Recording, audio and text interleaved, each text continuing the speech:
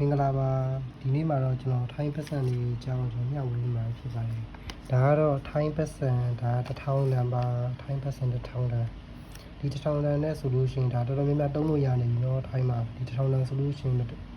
ပစ္စည်းတော်တော်များများဒါဝယ်လို့ရနေပါပြီပန်ကာ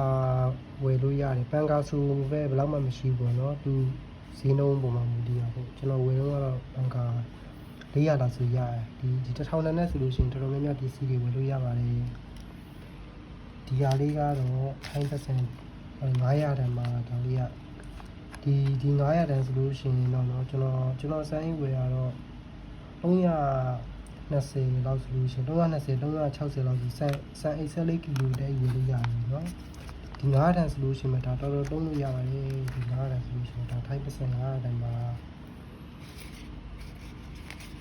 ဒီဟာလေးကတော့ထိုင်းပတ်စံ100တန်မှာဒါတော့ထိုင်းပတ်စံ100တန်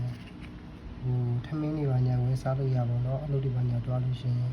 ကွီတီယိုတို့အဲ့လိုမျိုးထမင်းတွေဝယ်စားလို့ရှိရင်ရပါတယ်ကွီတီယိုတစ်ဝဲကိုဆိုင်ပေါ်မှာမူတည်ရပါတော့တချို့ဆိုင်တွေဆိုလို့ရှိရင်50တချို့ဆိုင်တွေဆို40တချို့ဆိုင်တွေဆို60ပေါ့နော်ဒါထိုင်းပတ်စံ100တန်မှာ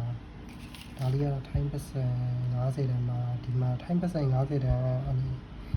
အယောင်လေးအပြာရောင်လေးเนาะဒီကထိုင်းပတ်စံ50တန်ဒါထိုင်းပတ်စံ20တန်မှာအချိုတွေပါညာဝဲတောက်လို့ရပါတော့20တန်ဆိုလို့ရှိရင်ကိုကာကိုလာဘူးလေးလေအလိုမျိုးဘူးလေးဝဲတောက်လို့ရပါတယ်ဒါလေးကတော့ထိုင်းပတ်စံဒီဟာလေးကတော့ထိုင်းပတ်စံ30တန်မှာဒီ10ဘတ်စီလေးပေါ့နော်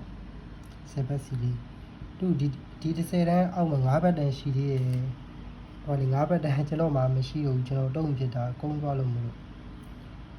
ဒီဟာလေးကတော့ဒါထိုင်းပတ်စံဒီ9ဘတ်တန်အောက်ကဒီတပတ်တန်လေးပေါ့နော်ဒါလေးကထိုင်းပတ်စံတပတ်တန်လေးဒါတူဘရင်ပုံလေးနဲ့ပေါ့နော်ထိုင်းပတ်စံဒီပုံမှာတူဘရင်ပုံလေးတွေပါပါတယ်